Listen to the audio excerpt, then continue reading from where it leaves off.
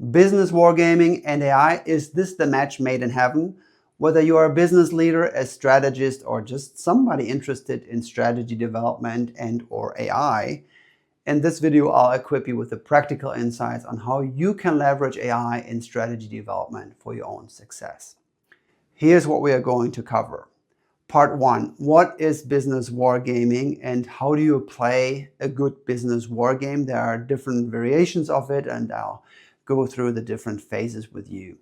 And then we have part number 2, and this is really about the role of AI. Now that we have the phases and understand how a business wargame works, we can take a look at and see what can AI do for us here, either to play a better business wargame or a more efficient wargame. I'm going to use a fictitious company as an example to illustrate things. It just makes everything more lively.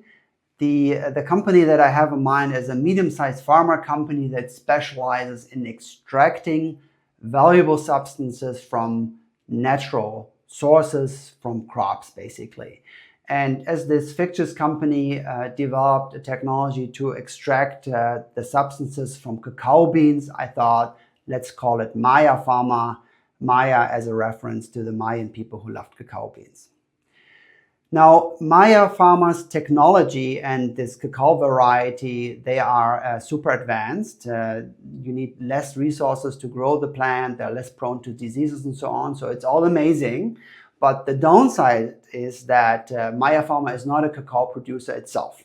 It bought this startup and it developed the new cacao technology and refined it. But now it needs partners to grow things at a larger scale and to supply it with this new cacao bean. So let's get started. What is business wargaming? Business wargaming is, first of all, a strategy development technique in the context of business. There are other ways to use wargaming, for example, in military. We are talking here about business. Number 2, business wargaming is a foresighting technique to test business strategies. And the important word here is really to test, because you cannot come to an actual game without a strategy. So preparing for the wargame is essential. Then business wargaming is played by humans. Decisions are still being made by humans, and that needs to be reflected in a business wargame. Yes, we'll talk about AI, but humans are still super important. And last but not least, and this is connected with this point number 3, is you need a scoring mechanism. The magic in the business wargame is actually the human desire to win, and for that you need a scoring mechanism. Any business wargaming project can be broken down into 6 phases. Phase 1 is about preparing for a good game. It all starts with defining the key questions that you would like to find answers to. Based on these questions, the specifics of the game, for example, the maturity of the business, the size of the business, the area of the business, and so on, one needs to decide if a quantitative scoring, for example, on market share, on revenues, on profits, on market capitalization, and so on, is possible or not. Most of the time, it is not possible or will require immense resources to set up a quantitative game. And that's okay, because qualitative games can deliver insights that are just as valuable. In our little example here, Maya Pharma wants to find out if their strategy of licensing out their new technology to grow and process this cacao bean is going to work. And Maya Pharma knows that it only needs certain parts of the cacao bean.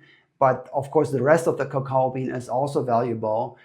For example, the cacao paste for chocolate producers. So Maya Pharma would like to find out if there are partners that are willing to share this approach with the licensing out of the technology, so all together can grow this ecosystem of this new cacao variety.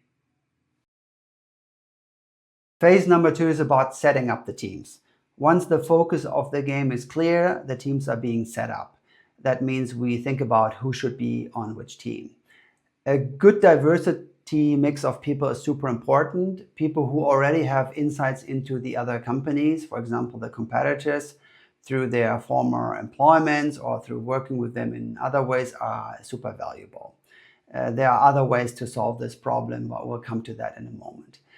In our example, Maya Pharma will be represented by one team. And then there's a second team that will play a company that we call Schokoking. That's a leading producer of chocolate from Switzerland. And then we have here team number 3, which plays an international crop trading company that is big in buying and selling crops, for example, cacao beans. And we're going to call this Croppy.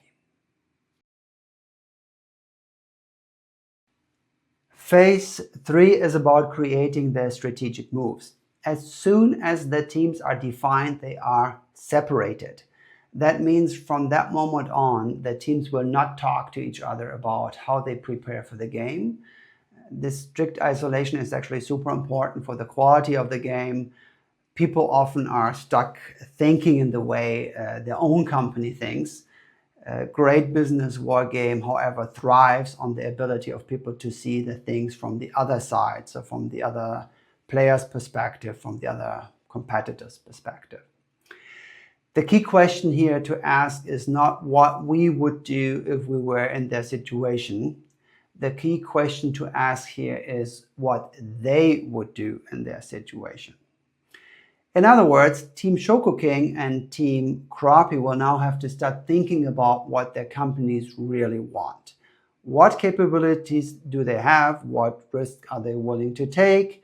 And last but not least, how do they assess Maya Pharma and their new cacao technology? The teams will now start working on their strategic moves. That means the strategic moves are essentially strategic choices their company could make. Each team will bring their short list of strategic moves to the game. One can think of the strategic moves as a collection of playing cards, clubs, spades, hearts, and diamonds. Not all of the cards are going to be useful once the game dynamics get going, but it's good to have the right ones ready to choose from during the game.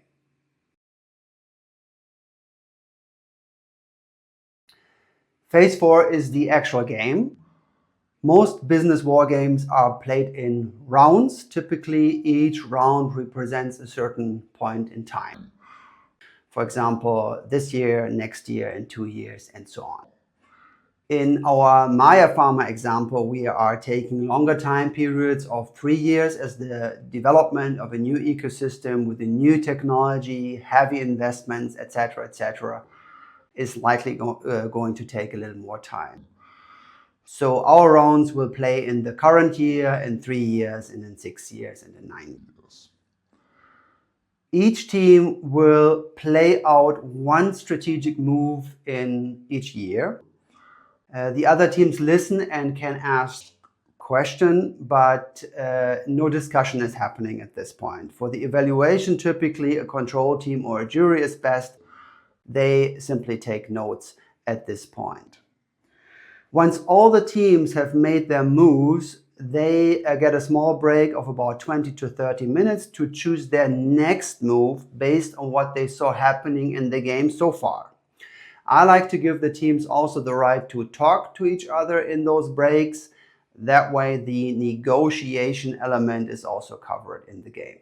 In our little case of Maya Pharma, the following is happening. Maya Pharma makes a first move by creating a joint venture with a medium-sized cacao farming company in Brazil. We're going to call it C-Tree. And jointly, Maya Pharma and C-Tree agree to further develop the cacao technology that yields these high amounts of the pharmaceutically interesting substances, while also producing high-quality raw cacao paste that C-Tree can sell at a premium to chocolate manufacturers. Schokoking, on the other hand, is communicating to Maya Pharma that they are interested in looking at a new type of cacao in principle, if the quality is very good, but they expect a lower price compared to the existing Trinitario variety. And last but not least, Croppy's first move is also rather passive. Croppy finds the new cacao crop interesting, but wants to see it grown in a semi-industrial size plant first.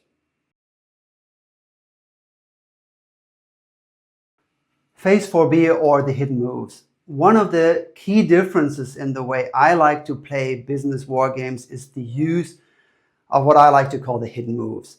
Hidden moves are basically moves that the other teams will not know about. You can think of them as playing cards that are played face down. For a war game, we can reflect this in a practical way. We simply add the hidden moves after the open moves in each round. However, the difference is that the hidden moves are only communicated to the control team or the organizers of the game. They are not disclosed to everybody at this point.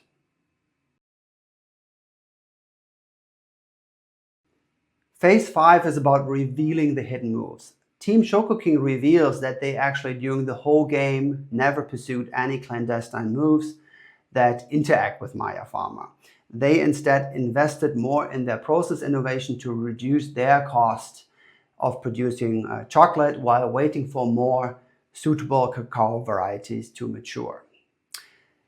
Now, Team Krapi reveals that they did see the upside in the cacao technology that Maya Pharma had presented to them from the very beginning. They analyzed the samples of the new cacao beans they had received after negotiations with Maya Pharma started to pick up. But their true intention during the whole game was never to cooperate with Maya Pharma. Instead, they were trying to hamper Maya Pharma in building and growing this new ecosystem. Krapi was hoping to buy Maya Pharma's technology at a bargain once Maya Pharma lost interest in it. Phase 6 is about evaluating the game.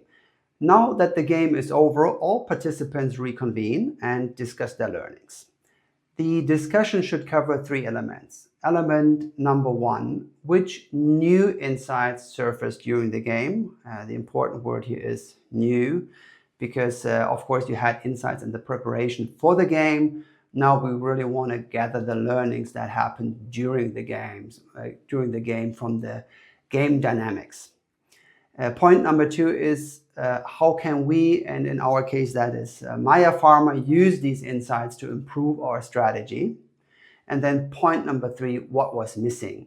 What should be covered maybe in a second game iteration?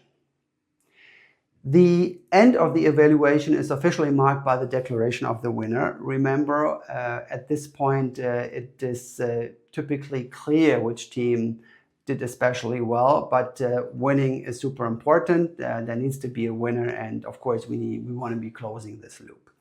The winning criteria should be communicated during the setup of the game. They can vary greatly depending on the specifics of the game. In qualitative games, the ingenuity, the strategic wit, the feasibility, of course, and most important, the impact of the strategies are good categories to estimate the value of the strategic moves each team made. In quantitative games, the final score, the winner, if you like, is typically defined through the KPI you have chosen. If you have chosen to have the game run on market share or profit or market capitalization, well, then the result of that will be also telling you who is the winner of the game.